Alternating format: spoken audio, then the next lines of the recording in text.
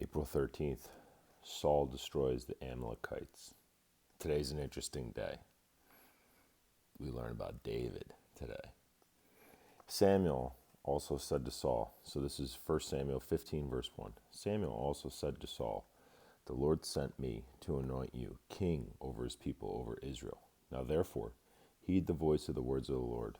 Thus says the Lord of hosts, I will punish Amalek for what he did to Israel, how he ambushed him on the way when he came up from Egypt. Now go and attack Amalek and utterly destroy all that they have, and do not spare them, but kill both man and woman, infant and nursing child, ox and sheep, camel and donkey.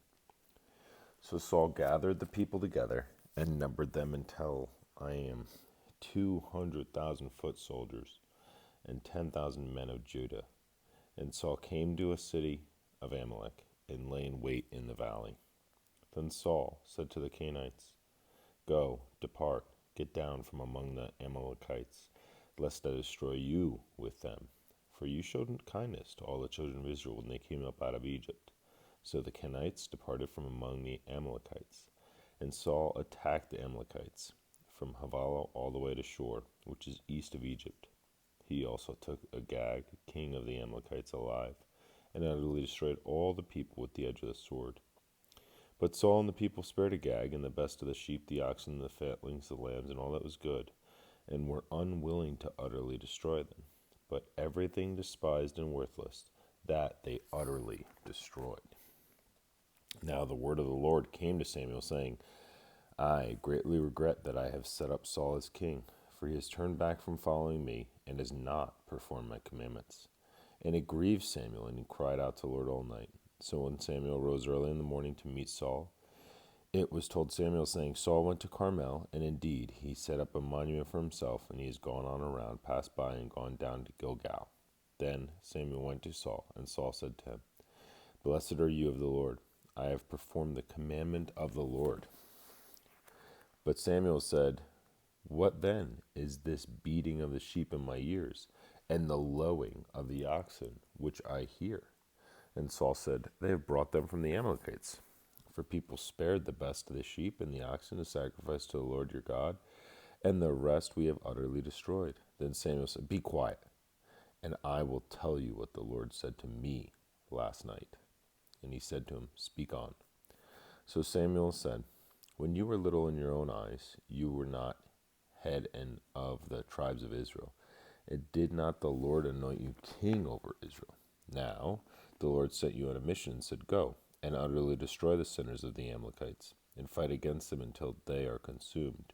Why did you not obey the voice of the Lord? Why did you swoop down on the spoil and do evil in the sight of the Lord? And Saul said to Samuel, But I have obeyed the voice of the Lord and gone on the mission of which the Lord sent me, and brought back Agag, king of Amalek. I have utterly destroyed the Amalekites, but the people took the plunder, sheep and oxen, the best things, which should have been utterly destroyed, to sacrifice to the Lord your God in Gilgal. So Samuel said, Has the Lord as great delight in burnt offerings and sacrifices, as in obeying the voice of the Lord? Behold, to obey is better than sacrifice, and to heed than the fat of rams. For rebellion is as the sin of witchcraft, and stubbornness is as iniquity and idolatry. Because you have rejected the word of the Lord, he also has rejected you from being king. Then Saul said to Samuel, I have sinned, for I have transgressed the commandment of the Lord and your words, because I feared the people and obeyed their voice. Now therefore, please pardon my sin, and return with me that I may worship the Lord. But Samuel said to Saul, I will not return with you, for you have rejected the word of the Lord, and the Lord has rejected you from being king over Israel. And as Samuel turned away to go, around to go away, Saul seized the edge of his robe and tore it. So Samuel said to him, The Lord has torn the kingdom of Israel from you today, and has given it to a neighbor of yours, who is better than you.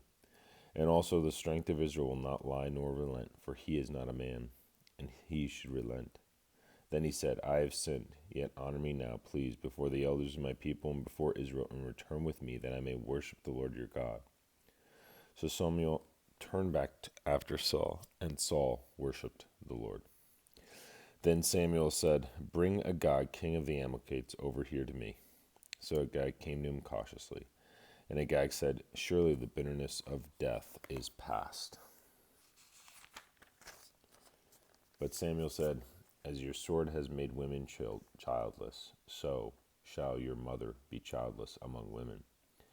And Samuel hacked Agag in pieces before the Lord in Gilgal.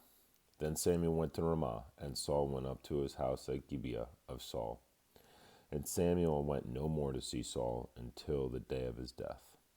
Nevertheless, Samuel mourned for Saul, and the Lord regretted that he had made Saul king over Israel. Now the Lord said to Samuel, "How long will you mourn for Saul, seeing I have rejected him from reigning over Israel? Fill your horn with oil, and go. I am sending you to Jesse the Bethlehemite, for I have provided myself a king among his sons." And Samuel said, "How can I go? If Saul hears it, he will kill me." The Lord said, "Take a heifer with you, and say, I have come to sacrifice to the Lord. Then invite Jesse to the sacrifice, and I will show you what you shall do. You shall anoint for me the one that I name to you." So Samuel did what the Lord said and went to Bethlehem. And the elders of the town trembled at his coming and said, "Do you come peaceably?" And he said, "Peaceably, I have come to sacrifice to the Lord. Sanctify yourselves, and come with me to the sacrifice." Then he consecrated Jesse and his sons and invited them to the sacrifice. So it was, when they came, that he looked at Eliab and said, "Surely the Lord's anointed is before him."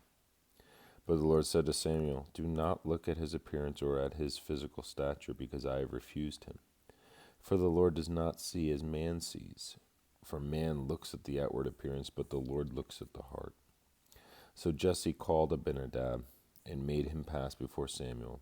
And he said, "Neither has the Lord chosen this one." Then Jesse made Shammah pass by, and he said, "Neither has the Lord chosen this one."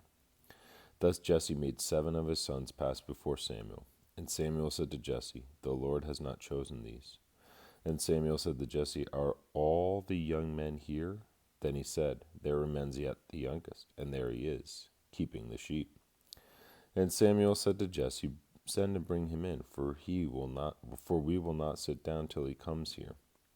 So he sent and brought him in. Now he was ruddy, with bright eyes and good looking. And the Lord said, "Arise, anoint him, for this is the one." Then Samuel took the horn of oil and anointed him in the midst of his brothers. And the Spirit of the Lord came upon David from that day forward. So Samuel arose and went to Ramah. But the Spirit of the Lord departed from Saul, and a distressing spirit from the Lord troubled him. And Saul's servants said to him, "Surely a distressing spirit from God is troubling you. Let our master now command your servants who are before you to seek out a man who is a skillful player on the harp. And it shall be that he will play it with his hand when the distressing spirit from God is upon you, and you shall be well." So Saul said to his servants, "Provide me now a man who can play well, and bring him to me." Then one of the servants answered and said, "Look, I have seen a son of Jesse the Bethlehemite, who is skillful in playing, a mighty man of valor, a man of war, prudent in speech, and a handsome person, and the Lord is with him." So, therefore, Saul sent messengers to Jesse and said, "Send me your son David, who is with the sheep." And Jesse took a donkey loaded with bread, a skin of wine, and a young goat, and sent them by his son David to Saul. So David came to Saul and stood before him, and he loved him greatly, and he became his armor-bearer. Then Saul sent to Jesse, saying, "Please, let David stand before me, for he has found favor in my sight." And so it was, whenever the Spirit from God was upon Saul, that David would take a harp and play it with his hand. And Saul would become refreshed and well, and the distressing spirit would depart from him.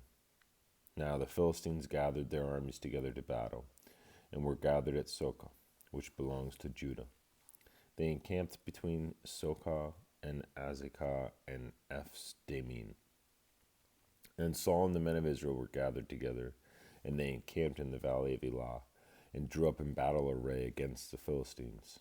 The Philistines stood on a mountain on one side, and Israel stood on a mountain on the other side, with a valley between them.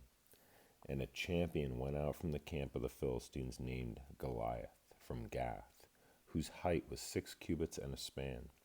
He had a bronze helmet on his head, and he was armed with a coat of mail, and the weight of the coat was 5,000 shekels of bronze. And he had bronze armor on his legs, and a bronze javelin between his shoulders. Now the staff of his spear was like a weaver's beam, and his iron spearhead weighed 600 shekels, and a shield bearer went before him. Then he stood and cried out to the armies of Israel and said to them, Why have you come out to line up for battle? Am I not a Philistine, and you the servants of Saul? Choose a man for yourselves, and let him come down to me. If he's able to fight with me and kill me, then we will be your servants. But if I prevail against him and kill him, then you shall be our servants and serve us. And the Philistines said, I defy the armies of Israel this day. Give me a man, that we may fight together. When Saul and all Israel heard these words of the Philistine, they were dismayed and greatly afraid. Now David was the son of that Ephrathite of Bethlehem, Judah, whose name was Jesse, and who had 8 sons. And the man was old, advanced in years, in the days of Saul. The 3 oldest sons of Jesse had gone to follow Saul to battle. The names of his 3 sons who went to the battle were Eliab, the firstborn, next to him Abinadab, and the third Shema. David was the youngest, and the 3 oldest followed Saul. But David occasionally went and returned from Saul to feed his father's sheep at Bethlehem. And the Philistine drew near and presented himself 40 days, morning and evening. Then Jesse said to his son David, Take now for your brothers an ephah of this dried grain and these 10 loaves, and run to your brothers at the camp. And carry these 10 cheeses to the captain of their 1,000, and see how your brothers fare, and bring back news of them. Now Saul and they and all the men of Israel were in the valley of Elah, fighting with the Philistines. So David rose early in the morning, left the sheep with a keeper, and took the things, and went out as Jesse commanded him. And he came to the camp as the army was going out to the fight, and shouting for the battle. For Israel and the Philistines had drawn up in battle array, army against army, and David left his supplies in the hand of the supply keeper, ran to the army, and came and greeted his brothers. Then, as he talked with them, there was the champion, the Philistine of Gath, Goliath by name, coming up from the armies of the Philistines, and he spoke according to the same words. So David heard them, and all the men of Israel, who, when they saw the man, fled from him, and were dreadfully afraid. So the men of Israel said, Have you seen this man who has come up? Surely he has come up to defy Israel.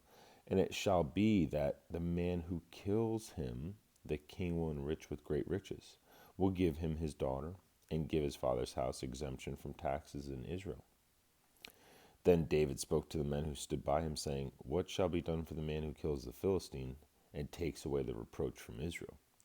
For who is this uncircumcised Philistine that he should defy the armies of the living God? And the people answered him in this manner, saying, So shall it be done for the man who kills him. Now Eliab, his oldest brother, heard when he spoke to the men, and Eliab's anger was aroused against David, and said, Why did you come down here? And with whom have you left those few sheep in the wilderness? I know your pride and insolence of your heart, for you have come down to see the battle. And David said, What have I done now? Is there not a cause?